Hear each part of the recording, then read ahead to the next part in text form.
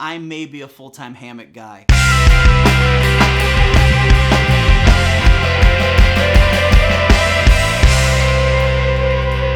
What's going on, guys? I'm JK, and this is JK is Hiking, where I'm all about hiking, backpacking, and gear. And today I want to talk to you about something I'm really excited about. I just got done backpacking with my friends Jason Waugh and Jeremiah Stringer and my buddy Josh. We had a great time hanging out, but what was exciting for me was I finally got to use my fully complete hammock setup. Now, before I go any further with this, everything that you see in my hammock setup, I paid for it. I did not get it discounted. I paid for every bit of it, full price. There was no favor thrown my way by any company. This is all stuff that I specifically wanted and I specifically bought. I have been a tent camper all along. I've never been a hammock camper. As a matter of fact, a couple years ago, I spent one night in a hammock, didn't know anything about what I was doing, didn't have an underquilt, didn't have any kind of a sleeping pad, and froze my butt off through the night and swore I would never sleep in a hammock again because I felt like I slept like a banana and I couldn't get comfortable. My whole backside of my body was freezing cold, and I swore I would never ever sleep in a hammock again. Let's fast forward to August of this year. I was given a hammock for Christmas. It was a 10-foot Outdoor Vitals hammock. It's a nice hammock. No zip-on bug net or anything like that. It was actually a sock that you pull over the hammock to keep the bugs out. It was only 10 feet long, and I took it out on a trip with Jason Waugh. I wanted Jason to explain hammocks to me a little bit better. A better way to hang them, how high, how low, what kind of angle they need to be at, how to hang a tarp, all these things, because I honestly had no clue. I was a tent guy, not a hammock guy. That night, I had horrible calf ridge. And after talking to Jason, I realized I was probably somebody who needed an 11-foot hammock that was maybe built a little wider. And so I got online and I got in touch with Dream Hammock. And that's when I bought this. This is my Dream Hammock Darien. It's an 11-foot single layer hammock. Now, what does single layer mean? It's simple. You have single layer hammocks and dual layer hammocks. A single layer hammock, you're using an underquilt with it. There's no need for 2 layers of fabric. A double layer hammock is a hammock that you're gonna actually put a sleeping pad in between the lower layer and the upper layer. It's made with a 1.6 Hyper D diamond ripstop that makes it an extremely strong fabric, but also very thin and light. I am literally unpacking this stuff out of my backpack. I just got cleaned up from being on a trip. So it also has a built-in bug net that you can zip open from one side. It's made out of a 0.9 Nosium netting. It's also an asim lay hammock. What that means is the hammock is made so that your head lays on one side diagonally from the other side where your feet will be. I didn't know this was a thing with hammocks when I first got into backpacking or the first time I tried to sleep in a hammock. I just laid flat because I thought that's what you were supposed to do. Literally, when you do that, they call that laying like a banana. Your butt's down and your feet and your head are up in the air, and it's extremely uncomfortable. But when you lay diagonally in a hammock, it allows you to lay flat and sleep much more comfortably. On the ends of the hammocks are continuous loops that allow you to connect to your suspension system. The suspension system that I use is from Dutchwear Gear. I use beetle buckles with straps and Dutch clips. I learned all about these things from Jason Waugh. This is actually the setup that he has on his hammock. And I was so impressed with the ease it is with taking your hammock off of the clips in your suspension. Another feature that I really like about this hammock is there are clips to hold up your underquilt. This was something, after staying in my other hammock for a while, I found it really annoying trying to constantly shift and adjust my underquilt because it just wouldn't stay in place. It was really nice that first night when I got in the hammock with those clips and laid down and that thing didn't move the entire time. That made for such a comfortable night knowing that I didn't have to worry about my underquilt slipping and going anywhere. Another thing that I liked about my hammock the way I had it set up was I set it up with a Ridgeline Organizer from Dutchwear Gear. I did the red to match my hammock, which was in crimson color. I also got one of these hang time hooks. This thing is awesome because I can literally just open this up, stick my phone in there, and I was watching Spider-Man while trying to go to sleep the other night.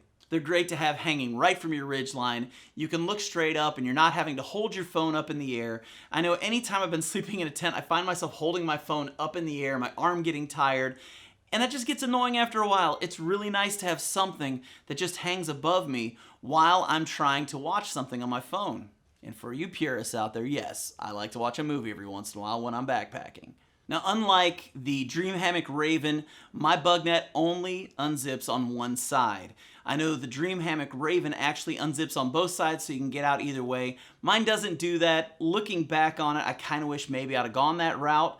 But honestly, I'm used to being in a tent where I can only get out of one door anyways, so it really doesn't bother me, and the hammock is extremely comfortable. For my tarp, I got my hands on the Winterdream Tarp by UGQ Outdoor. For me, when I'm out in the backcountry, I like to have my own little house.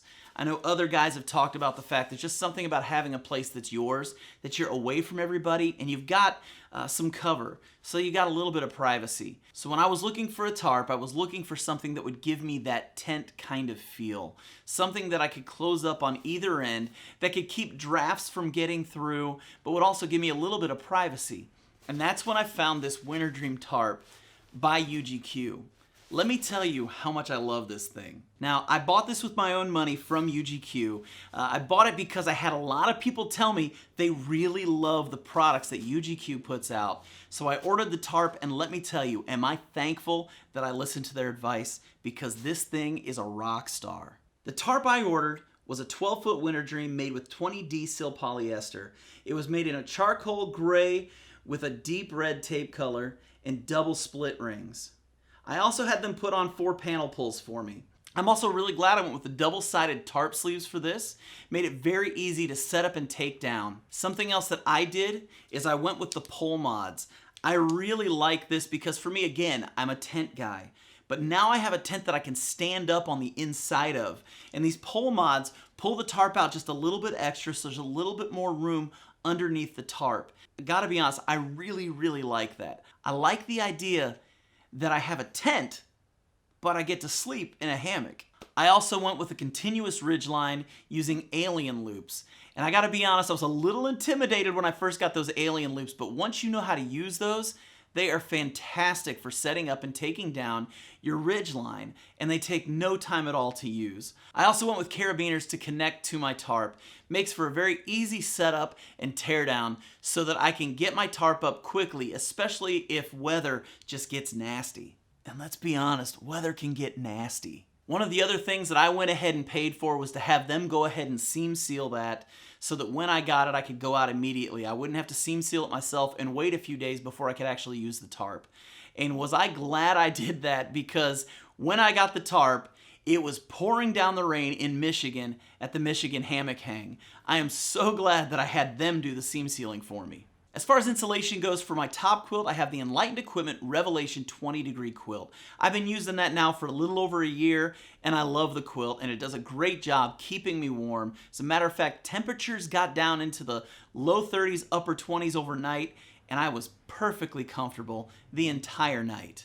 For my underquilt, I have the Outdoor Vitals Storm Loft 15-degree underquilt.